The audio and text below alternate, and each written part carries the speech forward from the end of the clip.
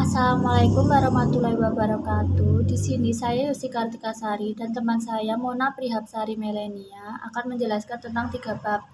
Yang pertama adalah apa itu CPOB, yang kedua apa itu CPKB, dan yang ketiga apa itu CPOTB.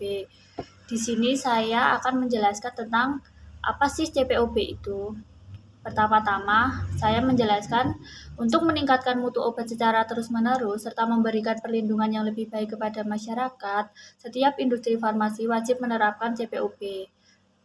Penerapan pedoman CPOB itu sendiri diatur dalam Peraturan Badan POM RI Nomor HK 03.13.12.1.8195 tahun 2012 tentang penerapan pembuatan obat yang baik.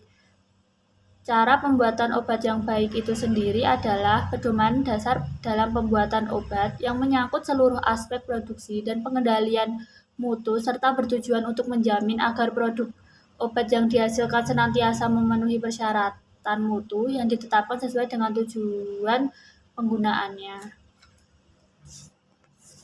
Pembuatan obat itu sendiri harus memenuhi CPOB karena obat digunakan untuk menyelamatkan jiwa, memulihkan atau memelihara kesehatan, dan juga untuk menjamin bahwa konsumen menerima obat yang bermutu tinggi.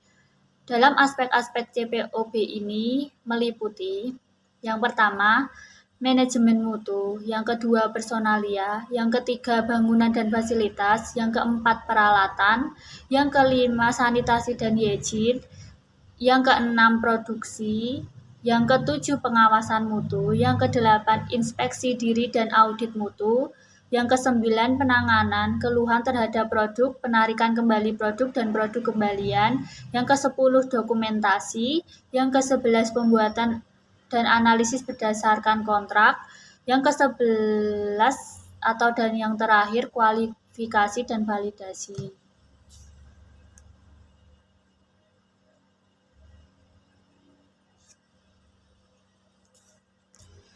Pembahasan yang kedua adalah apa sih CPKB itu? CPKB adalah yang di sini saya akan menjelaskan tentang apa itu kosmetik.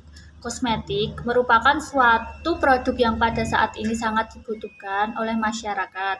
Cara pembuatan kosmetik yang baik tercantum di dalam Keputusan Kepala Badan Pengawas Obat dan Makanan Republik Indonesia Nomor HK .00.05.4.3870 tahun 2003 tentang pedoman cara pembuatan kosmetik yang baik. CPKB itu sendiri merupakan salah satu faktor penting untuk dapat menghasilkan produk kosmetik yang memenuhi standar mutu dan keamanan. Tujuan umum CPKB itu adalah yang pertama, melindungi masyarakat terhadap hal-hal yang merugikan dari penggunaan kosmetik yang tidak memenuhi persyaratan standar mutu dan keamanan. Yang kedua, meningkatkan nilai tambah dan daya saing produk kosmetik Indonesia dalam era pasar bebas. Dan untuk tujuan khususnya CPKB itu meliputi yang pertama, dipahami penerapannya CPKB oleh para pelaku usaha industri kosmetik sehingga bermanfaat bagi perkembangan industri kosmetik. Yang kedua, diterapkannya CPKB secara konsisten oleh industri kosmetik. Selanjutnya akan dilanjutkan oleh teman saya, Mona Prihabsari. Selanjutnya, adapun aspek-aspek CPKB yaitu meliputi 1. Personalia, 2. Bangunan dan fasilitas, 3. Peralatan, 4. Sanitasi dan higien, 5. Produksi, 6. Pengawasan mutu, 7. Dokumentasi, 8. Audit internal, 9. Penyimpanan, 10. Kontrak produksi dan pengujian, dan yang terakhir ada penanganan keluhan dan penarikan produk. 3. Kita akan membahas tentang CPOTB. Cara pembuatan obat tradisional yang baik atau CPOTB adalah pedoman dasar dalam pembuatan obat tradisional yang menyangkut seluruh aspek produksi dan pengendalian mutu, yang bertujuan untuk menjamin agar produk obat tradisional yang dihasilkan senantiasa memenuhi persyaratan mutu yang ditetapkan dan sesuai dengan tujuan penggunaannya. CPOTB sendiri diatur dalam Peraturan Kepala Badan Pengawasan Obat dan Makanan atau BPOM Republik Indonesia nomor HK.01.23.06.11.5629 tahun 2011 tentang persyaratan teknis cara pembuatan obat tradisional yang baik.